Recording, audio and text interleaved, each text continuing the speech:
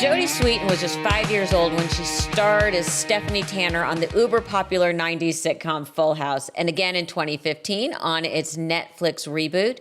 But the road in between hasn't been totally smooth. Jodie faced addiction struggles, which she wrote about in her best-selling memoir entitled Unsweetened. Jodie is back with a gripping new movie, Dateless to Dangerous, My Son's Secret Life, which airs Saturday, June 21st at 8/7 Central on Lifetime, about the epidemic of loneliness that many young men feel. Jodie, welcome to Group Text. Thank you. And we do have to say that we're matching today. Yes, we just noticed that we got the white shirt and gold necklace memo, so I'm glad that. Yeah, and the little gold earrings. Yeah. Yep. Good to know. It's kind of a classic. You can't go wrong with it. No, you cannot. And we're going to talk about your career in a bit. But first, I want to talk about and discuss your new movie, Dateless to Dangerous, My Son's Secret Life. Explain to people what it's about.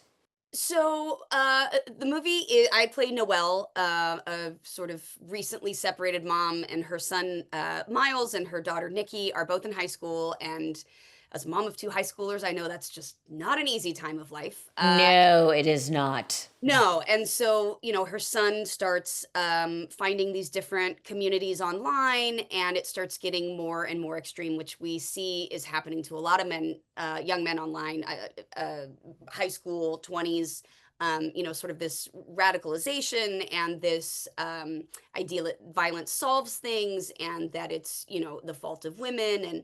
And so he starts getting really involved in these different forums and chat rooms, and sort of being advised by these Manosphere, very toxic masculinity types, and he really takes it out on his sister and feels rejected, and so the behavior escalates in a pretty quick succession, and this is, it's not a rip from the headline story. This is not one particular story that's actually happened. It is kind of a combination of just a big theme that we see going on for young men right now. So How did you get involved in the project? Because this is not like light and fluffy. No, and it was nice to do something not light and fluffy, because I don't watch light and fluffy. I'm not I love comedy, but I don't watch it. So this was fun to get to kind of stretch out a little bit and do something that was more dramatic, and that also tapped into my feelings as a mom. I mean, when I thought about it, I was like, have I ever played like a mom of teenagers on and anything I've done? And I was like, no. And I was really excited for that, because it's like I have so much life experience to bring to this. And the kids, Alexander Elliott and Nikki Rumel, who played Haley and Miles, were just brilliant in it and really fun to work with. But at one point, you had to have said to yourself, wait a minute, I'm playing the mom of teenagers? I know. I know. My kids are 17 and 15. And yeah. It's always been funny, because people are like, oh, but you look so young. So like, I would never get hired to play mom, because they were like, you don't look like mom. But I also didn't look like I was 20. So they were like, well, you're not quite that either. But this was, I read the script, and I just thought it was such an important topic to really touch on and to talk about. And, we've seen Adolescence on Netflix, which was hugely successful, and I think an incredible piece of art and television. And this is sort of in that same vein about really trying to raise awareness that that our young boys, our young men are really struggling and searching for something, and they're finding it in all the wrong places. Yeah. How did it come to you? Because again, when you think of you, and I'm not saying typecasting, this is not some executive in a room saying, Jodie Sweetin would be perfect for this. Right. Well, I mean, my manager and my team and my people that know me that I can definitely, I can veer into the darker, more serious stuff. And that's not even a question that would come to mind, that you absolutely have the depth to do this. But it came through. I'm trying to remember how it came through Lifetime and Neshama Productions, and I think honestly it was I'm very grateful for it because I think it was someone willing to take a risk on me being able to do something different, and my fans and who've grown up with me also being willing to go on that journey too, and to see me as something other than Stephanie. So yeah, when it came through and when I read the script, I was, one, really excited because I think it's an incredibly important subject to touch on right now. But I also was like, oh my gosh, I get to do something where it doesn't involve a Christmas tree or a Christmas sweater or a bakery or a sitcom, or like, you know what I mean? Like, there's nothing, no ridiculous. There was no falling in love with anyone. There was, it was a much different piece of life that I got to sort of bring about. That had to feel so good. Yeah. Oh, it did. It did. And like I said, Nikki and Alex, which is hilarious because the twin boys of Jesse and Becky on Full House were Nikki and Alex, but the actors that played the kids were Nikki and Alex. But they were just so great, and we really developed a really great bond. Like, we had just fun together, and it was yeah, it was nice to be able to play with some other actors and do something serious and a little Well, dark. I want to ask about that because the movie is so intense, and you still are working with, I don't want to say child actors, but Yeah, yeah, they're in their yeah, 20s. They're in yeah. early 20s. So how do you, how did you guys decompress after some of this? Because that Yeah, is, when you have an intense subject matter like that, that is not easy for when they say cut, time to go home. That's a wrap for a day, to go like, right. let's see what's left over on craft services on our way out to go Yeah, home. right. Exactly. No, it was we knew, like, when Alex and Nikki and I were having to do some of the scenes at the end and some of the more intense scenes, like, as actors, you kind of all know when you go into your little, like, shell of, like, okay, we're done kind of screwing around in the green room now. Now I need to go, like, not talk to you and pretend there's some tension, because it is hard to go from hanging out to being like, okay, now I'm mad at you. Right. So we gave each other that space, but also in the in between times, I mean, we just made each other laugh. We would constantly play, oh gosh, Mario Kart on the Nintendo Switch, and I'm horrible at it. Like, I don't play video games, so they were like, let's get the old lady to play. So, so it was just fun, but it was like bonding with, Your your kids. kids, right? And so we had fun, and we spent a lot of time together in between, and that was really important because we wanted to make sure that the bond that you see on screen doesn't feel forced or unnatural. And yeah, and we had a good time. But yeah, How, Mario Kart and Nintendo Switch was a very big component, and weird word games like Wordle and stuff like that. Yeah. So so how much did you know about this topic and incels and in this kind of culture before you got the script? a fair amount, a fair amount. Why? How? I'm incredibly politically active, and I read a ton. I don't really watch TV. I read mostly news, long form articles, watch documentaries. I'm kind of a nerd. Oh But no, I am too. And yeah. I don't, how about this? I don't even read fiction. Oh, okay. I will alternate my nonfiction and my fiction. So yes, we're of this. It's why we're both Yes. wearing white shirts. Yes.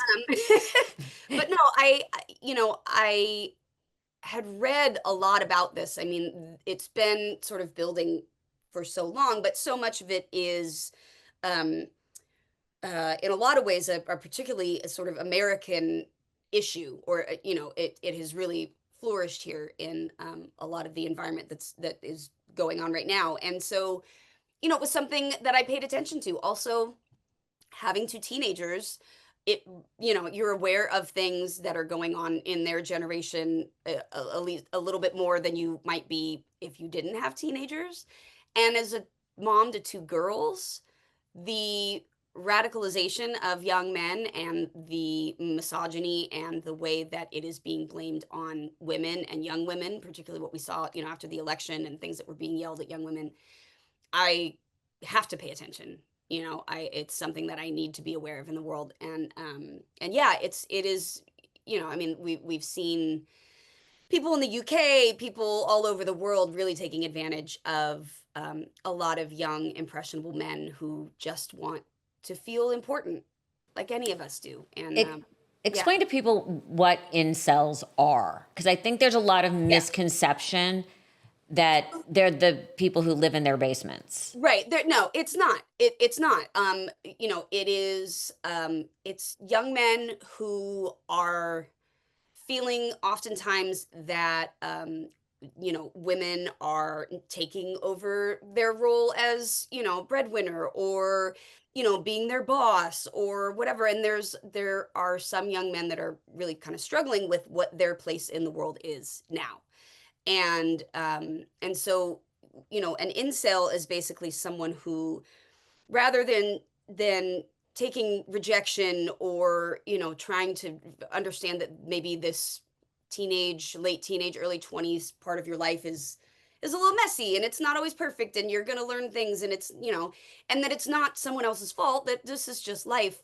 What we're seeing is that in the incel community, anything that is changing, whether it be women in the workplace, or again, breadwinners, whatever, their response to it is that it's women's fault.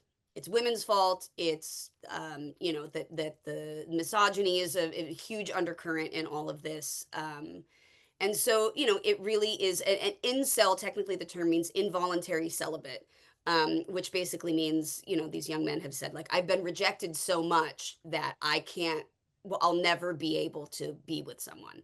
And, what we're seeing is, like in this movie, it's dealing with 16, 17-year-old boys. And at one point, Noelle, my character, even asks her son, like, what involuntary celibate? You're 16. Like, what? Yeah. Of course, what do you mean?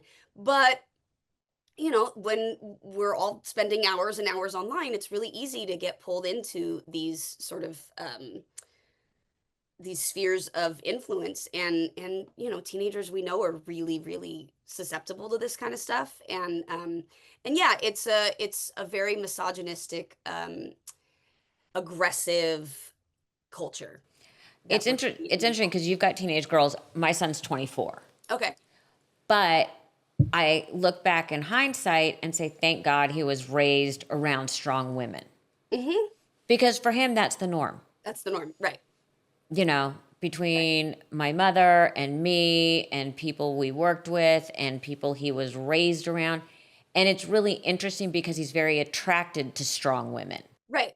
Right. And I think it's a matter of what narrative is being pushed. Is it a very strict gender rolled ideology sort of thing, which is what a lot of this incel culture is based on? Is sort of women go here and men go here, and it just becomes a very sort of delineated existence and separate. And that's, like you said, when young men are raised around strong women, around people of influence, what they realize is that we were all capable of working together, and it doesn't feel like a threat, it feels like an asset. Because I didn't raise girls, but I was always very aware with my son, especially going into college, because he's 24 now, so it's a bit of a different environment. The one piece of big advice I gave him was, no is no, Right. Yeah. and never date someone's friend. Right. Yeah. That's one of those things that you learn in like high school and early college. Yeah. Like, that was, and most of us learn it the terrible way. Yeah, but going into college in 2019, that was a big topic. Yes. The ease of accusations. Right. Well, the ease of accusations, but I think, But it's changed again. This is just right. in a 10-year, almost 10-year period, it has changed again. Right. And now you're back to these angry men. Right. Well, what I would say is that, the narrative that is pushed oftentimes in these sort of manosphere cultures is that, oh, the women are falsely accusing men all the time. And there is a very, very, very small percentage Yes. when someone does accuse someone of sexual assault. It's minute as to Yes. the ones that are false accusations, but they have sort of clammed onto that so that it is an excuse that it's, again, it's sort of putting the blame back Right. on young women.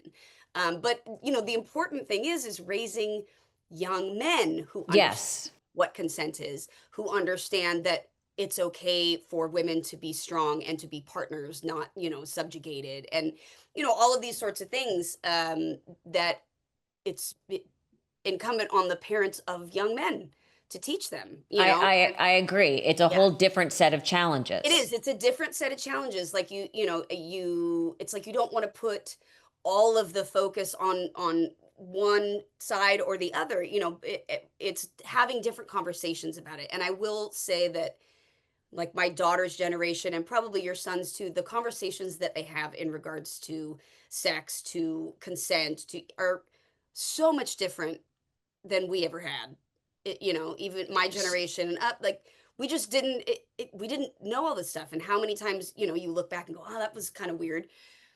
Now it's like, okay, let's talk about it, let's figure it out. And I Right. think, and I think that is scary for a lot of adults. And I think a lot of adults are, sometimes transferring that fear onto their kids, their sons, that, this is something to be afraid of rather than something to just have a discussion about. Right. A lot of the movie is about, and you mentioned this, the gaming community, social, and obviously your kids were younger, but I really lived through where that was their social life. Oh, my older daughter started 6th grade in September 2019. Mhm. So her middle school experience was all online, Zoom, social life. What the only thing they had was the phone. Yeah, and So I very much so yeah, get it. and I would hear my son they'd all have their headsets on, Right. playing a game and smack talking and going back and forth. And now we live in this world where false narratives, deep fakes, Right. this kind of thing. I'm shocked at how aware my son is when things are fake. Right. But on the other hand, a lot of people, a lot of these guys and a lot of these girls who are raised like this don't know any difference because that was their way that they socialized. Right. We are, sort of, I consider myself an elder millennial. We You have a lot of things different than millennials. First of all, and I could make a lot of you.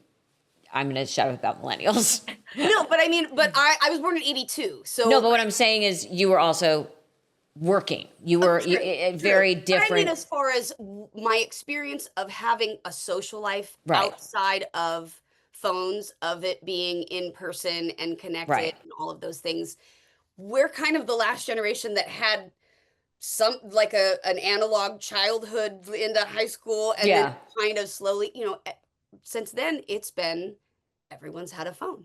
And there are some really great things that have happened with it, but it's also made the ability for people who, might, and young people and people of any age who might not be super media literate, or, believe everything that they see on the internet because it's on the internet, so it has to be true.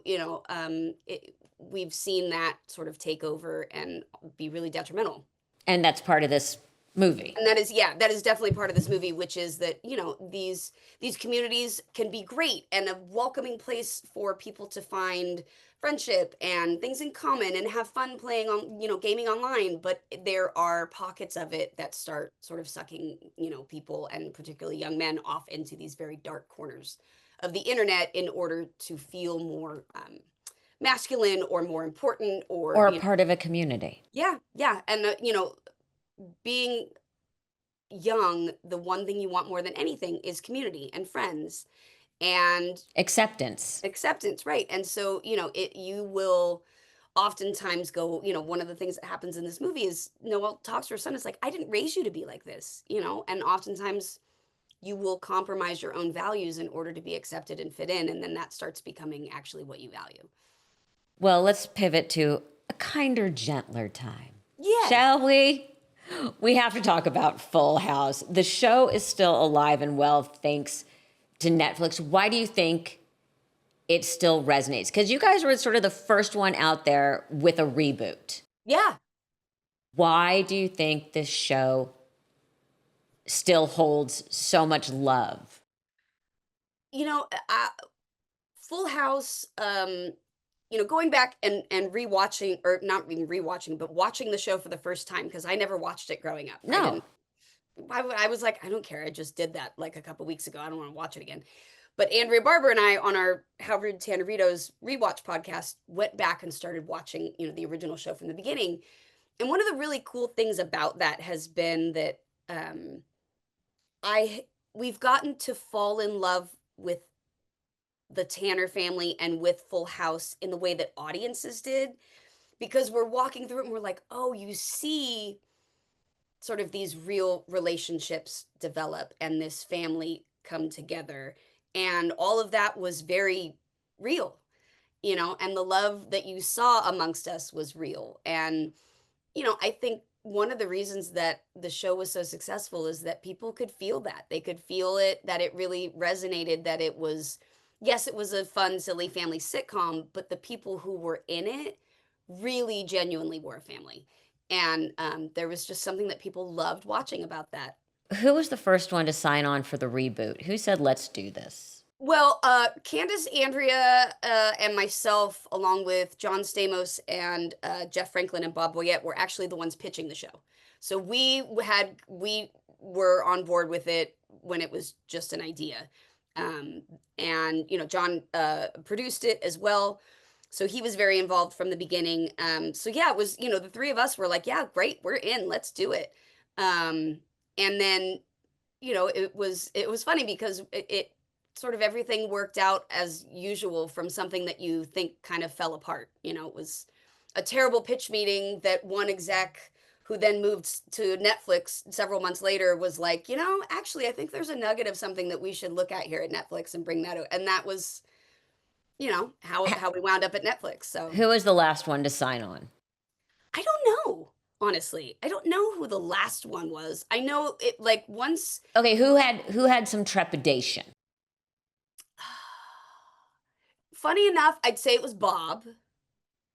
Bob was like, "Oh, I don't know. I don't know. Do I want it?" Like, I think he was, Bob fought so long and hard to get away Yeah. from being Danny Tanner, because that was not who he was before Full House. It's not who he was personally on Full House. So I think he had spent so much time like, oh my gosh, is this the thing? Do we want to open this again and this have the thing that we're all known for?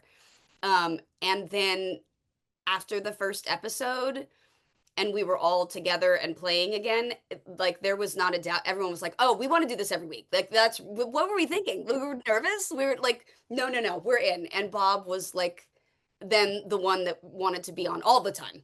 So, it was, and we knew we were like, "Bob, relax. It's not going to be. Just give the fans what they want." And we did, and everybody was really, really happy. And I'm so glad that we got to do that all together one last time before Yeah. we lost Bob, and before everything has just sort of changed. Bob was one of my favorite human beings to ever walk the like his passing just Yeah. was awful Yeah. for me on a personal level, and so many other Yeah. people. When I went to not the funeral but the memorial Yes. at Dave's house, I was struck by, first of all, that everyone was there. There was genuine support Yeah. amongst the cast members. Even Mary Kate and Ashley were there. Yeah. Oh yeah, yeah. We were all together. So But then you had random people that cracked me, like Dave Chappelle was there. oh, everybody was. I went to the actual Service. memorial service and the graveside thing and everything, and then we were heading up the hill to Jeff Franklin's house. Jeff Franklin's house. And it was just a lot. I mean, it was Oh. like all the way down. You couldn't get in. I was sitting in my car trying to park my car, and I see Larry David and John Mayer I was just gonna walking say, up the so street. so that was my story. I have really bad anxiety also, and I was like, it was a lot to process anyway. And then it was just a lot of people and a lot of cameras and a lot of attention. And I was like, I think I've done the thing that I came to do today. And I had to, I had a really fun anxiety attack and I had to go home basically. Awesome. But as we're turning the car around and driving home, up the hill by himself is schlepping Larry David, and like all I could hear was the theme song to Curb. You Yeah. know, dun-dun-dun-dun-dun, because he just looked miserable. And I said to my husband, I said, Larry's gonna walk up this hill. He's gonna go into that party. He's gonna go about 20 feet into the party, say hello to anyone he sees there, and then he's gonna walk right back out and go home. Yeah. And that was exactly what he did. But it It was was like, and I've come, it's done, I'm thing. But there were it was everyone loved Bob. it Everyone. was unbelievable. Yeah. It was unbelievable. And to see someone who had been in our business for so long be so beloved Yeah. is something that will stick with me. Yeah.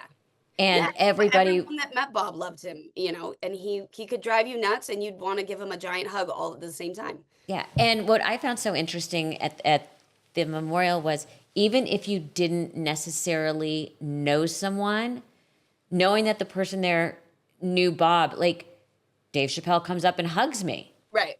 Like, and I'm like, I think this is the first time we've ever met. And we actually had a lovely conversation and Yeah. went outside and smoked cigarettes. Yeah. You know what Yeah, I mean? so the right in when it first happened, before so first we were all at Bob and Kelly's house. We were the Yeah. first night it happened, we were all there. Ashley I know and Jeff Ross was there. John Mayer was like the first person I saw in the driveway and just hugged him. And yeah, Jeff Ross was there, and you know, the family and everything. And then a couple, I think it was maybe 2 nights before the service, or maybe the night before the actual service at the Comedy Store up in the belly room, we had just a small friends and family thing, and Chappelle got up, um, Jeff Ross got up, John Mayer got up. I got up and sang with them randomly. John Mayer and I started singing "Creep," which was one of Bob's favorite songs, and then Chappelle joined in, and then you know it was, Yeah. and it was no cameras, no phones, no nothing. It was like close family and close friends in the belly room, like 50 of us. And for me, that was the thing. That was the goodbye. That was the family, the closest, you know, and it was beautiful. And God, we laughed so much, you know. What I found most interesting when I walked away with it, like I said, like I'd never met Chappelle, it was like, if you are a friend of Bob's, you're a friend of mine. Yeah. Yeah, yeah.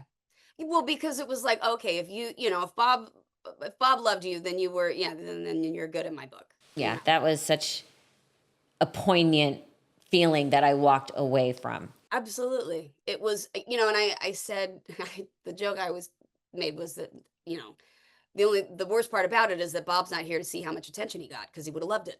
Oh, my mom knows the same thing. It's like, who Right, are you're all like, these "Oh, people God, and you're why such-" are you here now? Right. But yeah, it was, you know, I was like, oh, he missed it. That he's just glad that we're still talking about him, really. And yeah, you know, it may we all be so lucky to go after doing something that we love so much, Hmm.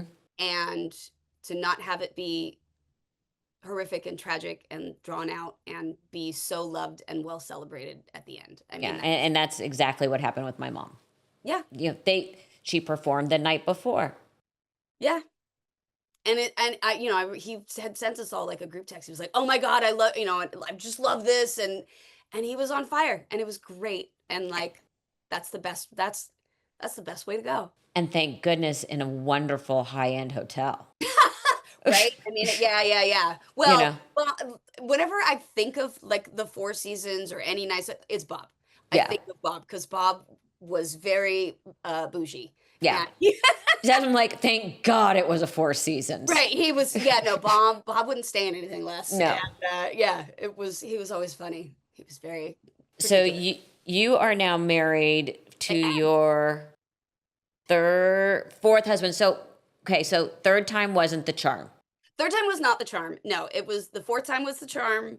And I think also growing up and doing a lot of work on myself and figuring out actually what a relationship is, not what I think it's supposed to be, um, that was key. But your daughters help you plan your wedding.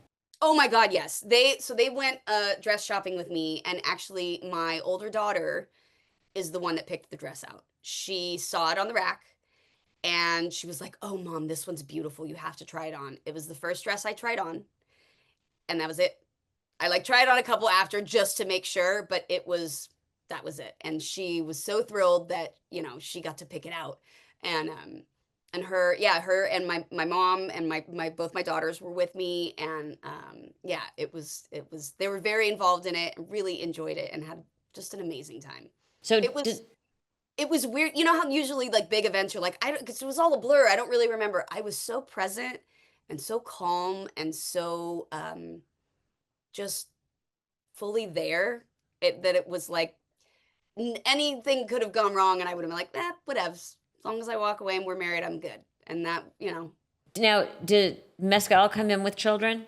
No, he doesn't have kids. He has 3 nephews though, who are right around my daughter's age, and like within a year and a day of each other, the 2 oldest ones. And then he also has 4 godchildren who are in their 30s and older, but they are also kind of extended family. So you inherited a very large family. I inherited a very large god family, and but it's just him and his brother and his brother's wife and the 3 boys. His mom passed several years ago. So yeah, it's luckily it makes it a little easier on holidays. There's not too many places to have to split our time. And I have just gone with the opposite because I just got married in March. Oh, congratulations. Thank you. And Steve has an enormous family.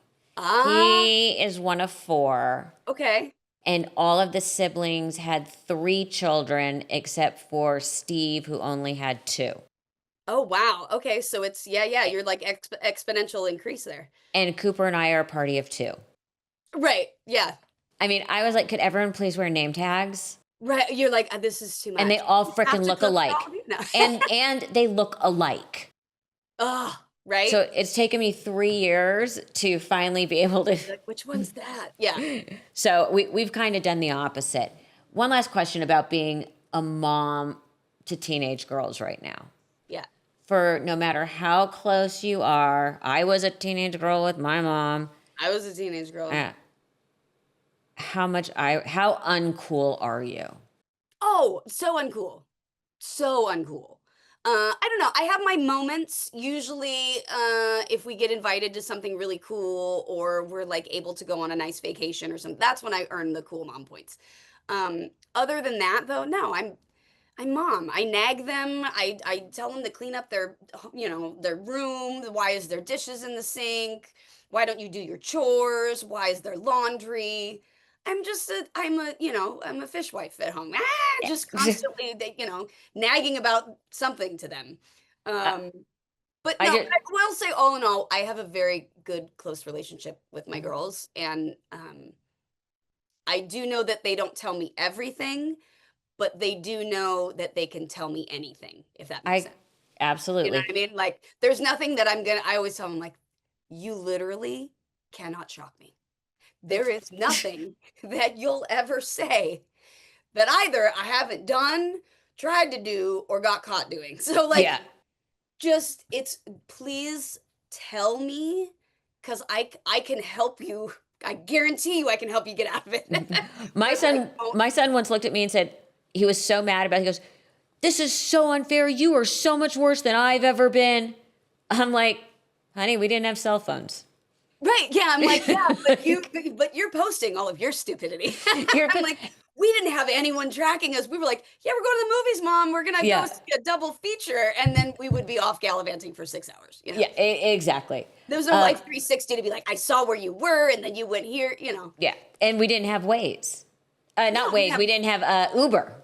Uber. Yeah. We didn't have Uber. No, God. Think of how much smarter we all would have been if we had Uber.